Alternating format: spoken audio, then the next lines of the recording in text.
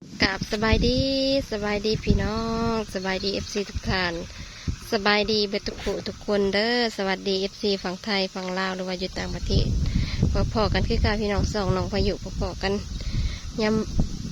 ำสายหรือว่ายำมานั่น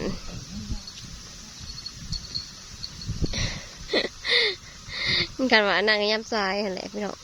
การชิฮอดนั่นเถียงเลยแต่ว่าบรรยากาศมันคึมฟ้าคึมฝนคือฝนสิตก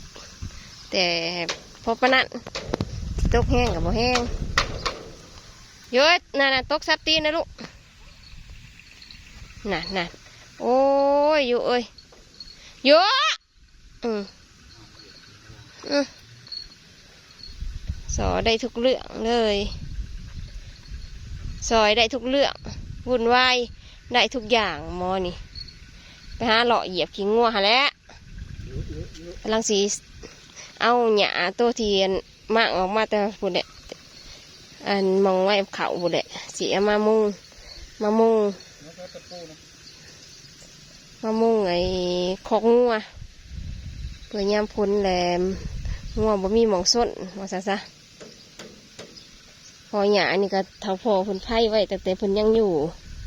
ก็ยังมีอยู่ก็ได้เป็นปีเลยเนาะปีกว่าเลยมันก็สิดอกเนี่ยฮะแหละ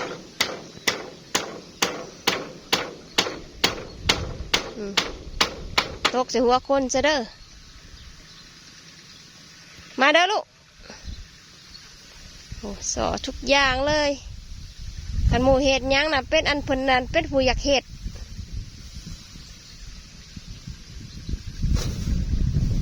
บ่ไม่กาดบ่นะฮะอ้าวกะห้าวมันแต่ว่าเนี่ยยุมึงมาแม่ลูกกะเห็ดห้าวมันแต่ว่าไม่ทำก็ตกลงไปแล้วมาใครเนี่ยแต่ไม่ไปบ้านเขามันลายพอผลปลูกไว้หายยังกะดิอยู่หายอยู่หน้าว่าแต่เป็นเน็บไว้นะพุ่นนะเน็บไว้มันเป็นเบิดทุกอย่างก็ไปบ้าน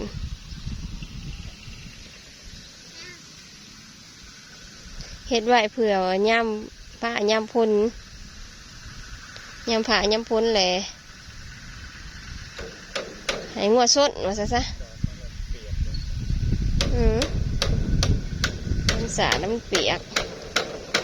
โมนี้ให้นะไปอัดประตูจะเจอกับไปเผากะไทยอันไทยนานะฮะนะ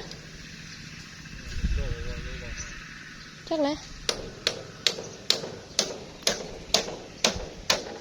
งามนี้ไก่เริ่มไทยกับไทยหุ่นหน้าเนี่ยพี่น้องเอ้ยนี่แต่ห้าวนี่ได้ยังไม่ทันได้ไทยพอยังเอาไว้ให้งัวกินหญ้าซะก่อนงัวกินหญ้าซะก่อนเลยกะเอาไปไทยหนึ่งงัวจะสิกินในไซก็เลยป้าไว้ซะก่อนไก่สีดำหมดแหละไก่ดำหน้าหมดแหละจากสีไทยเพราะว่ากระสงสารงัวเนาะมันงัวว่ามีหญ้ากินงัวก็มีแต่งัวจะคล้องแหละพอขั้นทางอื่นนะเขาจะเห็ดหัวเมื่อไหร่ห้าวน่ะบ่มีหัวห้าวน่ะบ่ได้เห็ดหัวอาศัยแต่หมูแบบว่าหมูเห็ดโลดอ้อมหน้าจะคล้องค่ะนะห้าวบ่ได้อ้อมหมูอ้อมกับซ้ำห้าวอ้อมมาเด้อลูกมาเด้อไปไข่ยังอันอัดแล้วพออยากอันไข่มา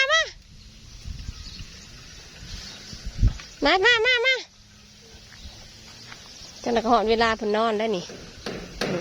อัดประตูใช่ไหมได้สินะ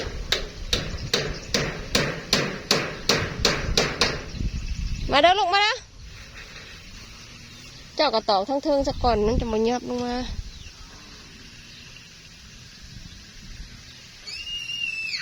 เพิ่นอัดบ่ได้นั่นประตู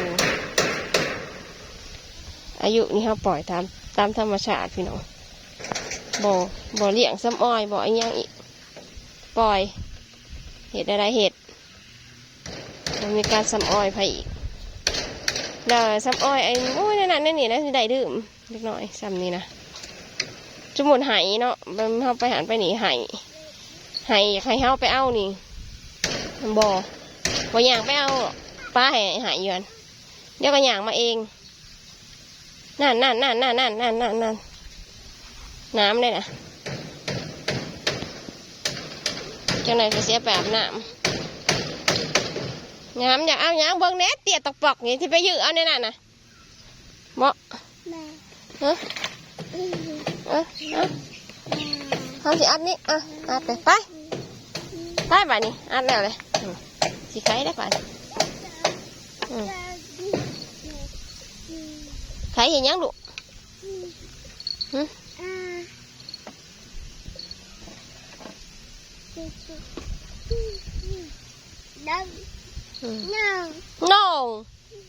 no จังเอามาแต่ใส่ no เปื่อนไปเลยเด้น้ำนะลูกนั่นเบิ้งไม่เสียเอาน้ำออกมา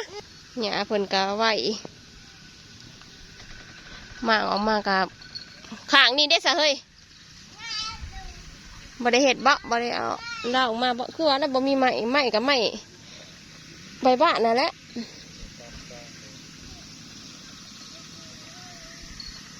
จะต้องเห็ดห้าวคือเก่า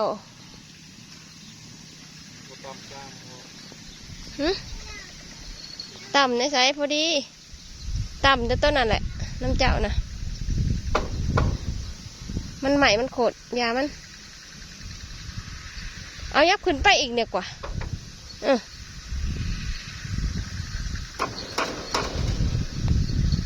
เยอะเตรียมมาตะปูนะนี่ใช้ตะปู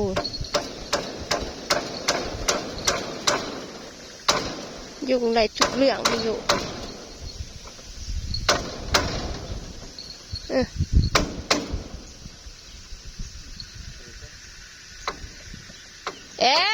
เหยียบทิ้งว่ะ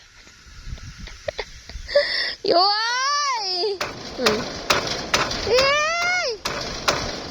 โอ้ยโผล่ได้อยู่เอ้ยโผล่ซอยได้ทุกเรื่องวุ่นวายได้ทุกอย่างเลยอยู่เอ้ยมียังยุสิเหตุบ่ได้มีตอกแต่ส่วนเดียวกับพ่อเลยนี่คนกะคือชิโต๊ะแห้งกับบดแห้ง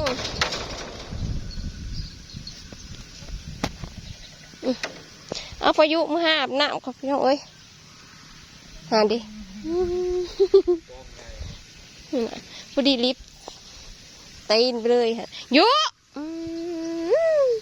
เหยียบขี้งัวยุไปพี่น้องเราจะข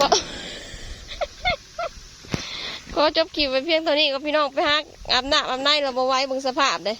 คลิปหน้าพ่อกันมาอยู่ดีมีแห้งมาตะโขทุกคนขวาก็ไลค์ก็แชร์ก็ติดตามนี่เด้อพี่น้องโอ้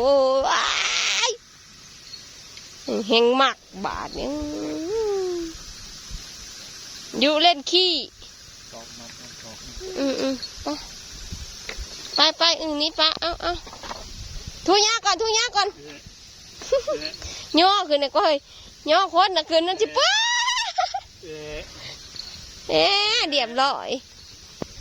ไปพี่น้องอาบน้ำก่อนมาไว้เลยสภาพแบบนี้